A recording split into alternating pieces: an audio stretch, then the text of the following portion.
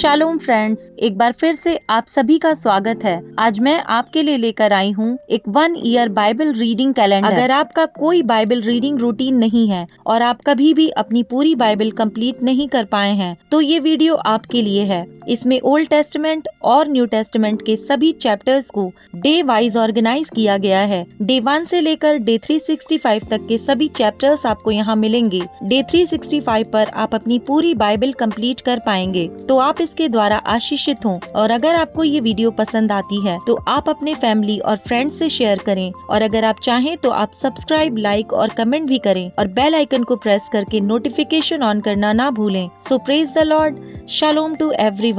Let's get started.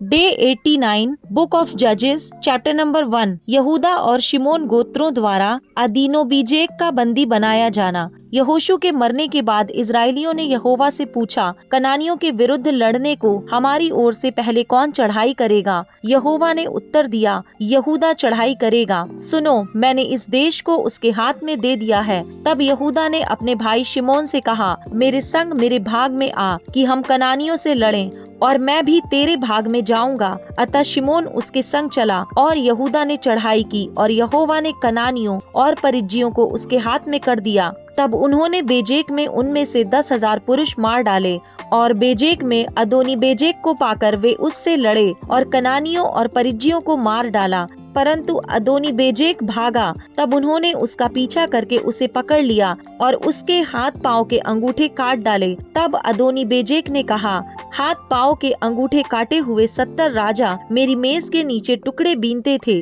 जैसा मैंने किया था वैसा ही बदला परमेश्वर ने मुझे दिया है। तब वे उसे यरूशलेम को ले गए और वहाँ वह मर गया। यहूदा गोत्र की यरूशलेम और हेब्रोन पर विजय। तब यहूदियों ने यरूशलेम से लड़कर उसे ले लिया और तलवार से उसके निवासियों को मार डाला और नगर को फूंक दिया। और तब यहूदी पहाड़ी देश और दक्षिण देश और नीचे के देश में रहने वाले कनानियों से लड़ने को गए, और यहूदा ने उन कनानियों पर चढ़ाई की जो हेब्रोन में रहते थे। हेब्रोन का नाम पूर्व काल में कियरतरबा था, और उन्होंने शेशै, अहीमन और तलमै को मार डाला। ओतनीएल द्वारा दबीर पर विजय। वहाँ से उसने जाकर दबीर के निवासियों पर चढ़ाई की। दबीर का नाम पूर्व काल में किरियत सेपेर था। तब कालेब ने कहा, जो किरियत सेपेर को मार के ले उससे मैं अपनी बेटी अक्सा का विवाह कर दूंगा। इस पर कालेब के छोटे भाई कंजी ओतनीएल ने उसे ले लिया, और उसने उससे अपनी बेटी अक्सा का विवाह कर दिया।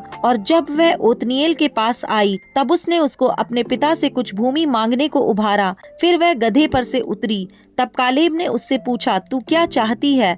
वह उससे बोली, मुझे आशीर्वाद दे। जब तूने मुझे दक्षिण देश दिया है तो जल के सोते भी दे। इस प्रकार कालेब ने उसको ऊपर और नीचे के दोनों सोते दे दिए। यहूदा और बिन्यामीन के गोत्रों की विजय। मूसा के साले एक केनी मनुष्य की संतान यहूदी के संग खजूर वाले नगर से यहूदा के जंगल में गए, जो अराद की दक्षिण की ओर है, और जाकर इजरायली लोगों के साथ रहने लगे। फिर यहूदा ने अपने भाई शिमोन के संग जाकर सपत में रहने वाले कनानियों को मार लिया और उस नगर का सत्यानाश कर डाला। इसलिए उस नगर का नाम होर्मा पड़ा। और यहूदा ने चारों ओर की भूमि समेत अज्जा, अशकलोन और एक्रोन को ले लिया। यहोवा यहूदा के साथ रहा, इसलिए उसने पहाड़ी देश के निवासियों को निकाल दिया। परंतु तराई के निवासियों के पास लोहे के रथ थे, इसलिए वह उन्हें ना निकाल सका। और उन्होंने मूसा के कहने के अनुसार हेब्रोन कालेब को दे दिया, और उसने वहाँ से अनाक के तीनों पुत्रों को निकाल दिया। और यरूशलेम में रहने वाले यबूसियों को बिन्यामीनियों ने ना निकाला, इसलिए यबूसी आज के दिन तक यरूशलेम में बिन्यामीनियों के संग रहते हैं। यूसुफ के घराने द्वारा बेतेल पर विजय। फिर यूसुफ के घराने ने बेतेल पर चढ़ाई की, और यहोवा उनके संग था। और यूसुफ के घराने ने बेतेल का भेद लेने को लोग भेजे, और उस नगर का नाम पूर्व काल में लूज था। और भेदियों ने एक मनुष्य को उस नगर से निकलते हुए देखा और उससे कहा, नगर में जाने का मार्ग हमें दिखा, और हम तुझ पर दया करेंगे। जब उसने उन्हें नगर में जाने का मार्ग दिखाया, तब उन्होंने नगर को तो तलवार से मारा, परंतु उस मनुष्य को सारे घराने समेत छोड़ दिया। उस मनुष्य ने हित्तियों के देश में जाकर एक नगर बसाया और उसका नाम लूज रखा, और आज के दिन तक उसका नाम वही है। पूर्णतः ना निकाले गए लोग मनश्शे ने अपने अपने गांवों समेत बेतशान, तानाक, दोर, यिबलाम और मगिद्दो के निवासियों को ना निकाला। इस प्रकार कनानी उस देश में बसे ही रहे। परंतु जब इजरायली सामर्थी हुए तब उन्होंने कनानियों से बेगारी ली, परंतु उन्हें पूरी रीति से ना निकाला। एप्रैम ने गेजेर में रहने वाले कनानियों को ना निकाला, इसलिए कनानी गेजेर में उनके बीच में बसे रहे। जबूलून ने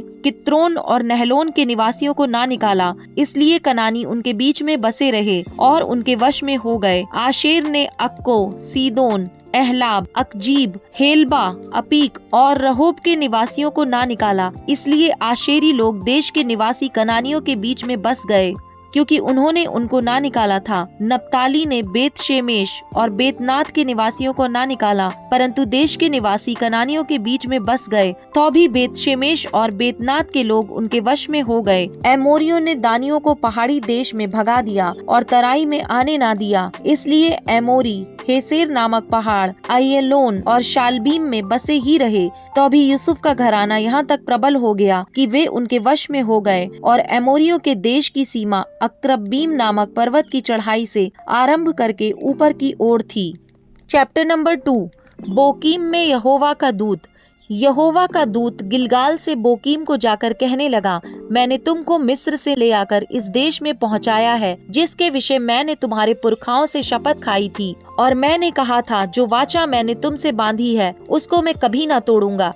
इसलिए तुम इस देश के निवासियों से वाचा ना बांधना, तुम उनकी वेदियों को ढा देना, परंतु तुमने मेरी बात नहीं मानी। तुमने ऐसा क्यों किया है? इसलिए मैं कहता हूँ, मैं उन लोगों को तुम्हारे सामने से ना निकालूंगा और वे तुम्हारे पांजर में कांटे और उनके देवता तुम्हारे लिए फंदा ठहरेंगे। जब यहोवा के दूत ने सारे इजरायलियों से ये बातें कहीं, तब वे लोग चिल्ला चिल्ला कर रोने लगे और उन्होंने उस स्थान का नाम बोकीम रखा और वहाँ उन्होंने यहोवा के लिए बलि चढ़ाई। यहोशू की मृत्यु। जब यहोशू ने लोगों को विदा किया था, तब इजरायली देश को अपने अधिकार में कर लेने के लिए अपने अपने निज भाग पर गए और यहोशू के जीवन भर और उन वृद्ध लोगों के जीवन भर जो यहोशू के मरने के बाद जीवित रहे और देख चुके थे कि यहोवा ने इजराइल के लिए कैसे कैसे बड़े काम किए हैं, इजरायली लोग यहोवा की सेवा करते रहे। तब यहोवा का दास नून का पुत्र यहोशू 110 वर्ष का होकर मर गया और उसको तिम्नथ-हेरेस में, जो एप्रैम के पहाड़ी देश में गाश नामक पहाड़ के उत्तरी ओर है, उसी के भाग में मिट्टी दी गई और उस पीढ़ी के सब लोग भी अपने अपने पितरों में मिल गए। तब उसके बाद जो दूसरी पीढ़ी हुई, उसके लोग ना तो यहोवा को जानते थे और ना उस काम को जो उसने इजराइल के लिए किया था। इजरायलियों द्वारा यहोवा को त्याग देना। इसलिए इजरायली वह करने लगे जो यहोवा की दृष्टि में बुरा है और बाल नामक देवताओं की उपासना करने लगे। वे अपने पूर्वजों के परमेश्वर यहोवा को, जो उन्हें मिस्र देश से निकाल लाया था, त्याग कर पराये देवताओं अर्थात आसपास के लोगों के देवताओं की उपासना करने लगे और उन्हें दंडवत किया और यहोवा को रिस दिलाई। वे यहोवा को त्याग कर बाल देवताओं और अश्तोरेत देवियों की उपासना करने लगे। इसलिए यहोवा का कोप इजरायलियों पर भड़क उठा और उसने उनको लुटेरों के हाथ में कर दिया, जो उन्हें लूटने लगे, और उसने उनको चारों ओर के शत्रुओं के अधीन कर दिया और वे फिर अपने शत्रुओं के सामने ठहर न सके। जहाँ कहीं वे बाहर जाते, वहाँ यहोवा का हाथ उनकी बुराई में लगा रहता था, जैसे यहोवा ने उनसे कहा था, वरन यहोवा ने शपथ भी खाई थी। इस प्रकार वे बड़े संकट में पड़ गए। तो भी यहोवा उनके लिए न्याय ठहराता था, जो उन्हें लूटने वाले के हाथ से छुड़ाते थे, परंतु वे अपने न्यायियों की भी नहीं मानते थे, वरन व्यभिचारिन के समान पराये देवताओं के पीछे चलते और उन्हें दंडवत करते थे। उनके पूर्वज जो यहोवा की आज्ञाएं मानते थे, उनकी उस लीक को उन्होंने शीघ्र ही छोड़ दिया और उनके अनुसार ना किया। जब जब यहोवा उनके लिए न्याय को ठहराता, तब तब वह उस न्याय के संग रहकर उसके जीवन भर उन्हें शत्रुओं के हाथ से छुड़ाता था, क्योंकि यहोवा उनका कराहना, जो अंधेर और उपद्रव करने वालों के कारण होता था, सुनकर दुखी था। परंतु जब न्याय मर जाता, तब वे फिर पराये देवताओं के पीछे चलकर उनकी उपासना करते और उन्हें दंडवत करके अपने पुरखाओं से अधिक बिगड़ जाते थे और अपने बुरे कामों और हठीली चाल को नहीं छोड़ते थे। इसलिए यहोवा का कोप इजराइल पर भड़क उठा और उसने कहा, इस जाति ने उस वाचा को जो मैंने उनके पूर्वजों से बांधी थी तोड़ दिया और मेरी बात नहीं मानी। इस कारण जिन जातियों को यहोशू मरते समय छोड़ गया है, उनमें से मैं अब किसी को उनके सामने से ना निकालूंगा, जिससे उनके द्वारा मैं इजरायलियों की परीक्षा करूं कि जैसे उनके पूर्वज मेरे मार्ग पर चलते थे वैसे ही ये भी चलेंगे कि नहीं। इसलिए यहोवा ने उन जातियों को एकाएक ना निकाला वरन रहने दिया और उसने उन्हें यहोशू के हाथ में भी ना सौंपा था। Luke chapter number 7 verse number 1 to 30। एक सूबेदार का विश्वास। जब वह लोगों से ये सारी बातें कह चुका तो कफरनहूम में आया। वहाँ किसी सूबेदार का एक दास जो उसका प्रिय था बीमारी से मरने पर था। उसने यीशु की चर्चा सुनकर यहूदियों के कई पुरनियों को उससे यह विनती करने को उसके पास भेजा कि आकर मेरे दास को चंगा कर। वे यीशु के पास आए और उससे बड़ी विनती करके कहने लगे, वह इस योग्य है कि तू उसके लिए यह करे, क्योंकि वह हमारी जाति से प्रेम रखता है और उसी ने हमारे आराधनालय को बनाया है। यीशु उनके साथ गया, पर जब वह घर से दूर न था तो सूबेदार ने उसके पास कई मित्रों के द्वारा कहला भेजा, हे प्रभु, दुख न उठा, क्योंकि मैं इस योग्य नहीं कि तू मेरी छत के तले आए। इसी कारण मैंने अपने आप को इस योग्य भी ना समझा कि तेरे पास आऊं, पर वचन ही कह दे तो मेरा सेवक चंगा हो जाएगा। मैं भी पराधीन मनुष्य हूँ और सिपाही मेरे हाथ में है, और जब एक को कहता हूँ जा तो वह जाता है, और दूसरे को कहता हूँ आ तो आता है, और अपने किसी दास को कि यह कर तो वह उसे करता है। यह सुनकर यीशु को अचंभा हुआ और उसने मुंह फेरकर उस भीड़ से जो उसके पीछे आ रही थी कहा, मैं तुमसे कहता हूँ कि मैंने इज़राइल में भी ऐसा विश्वास नहीं पाया। और भेजे हुए लोगों ने घर लौटकर उस दास को चंगा पाया। विधवा के पुत्र को जीवन दान। थोड़े दिन बाद जब वह नाइन नाम के एक नगर को गया, उसके चेले और बड़ी भीड़ उसके साथ जा रही थी। जब वह नगर के फाटक के पास पहुंचा तो देखो, लोग एक मुर्दे को बाहर लिए जा रहे थे जो अपनी माँ का इकलौता पुत्र था, और वह विधवा थी, और नगर के बहुत से लोग उसके साथ थे।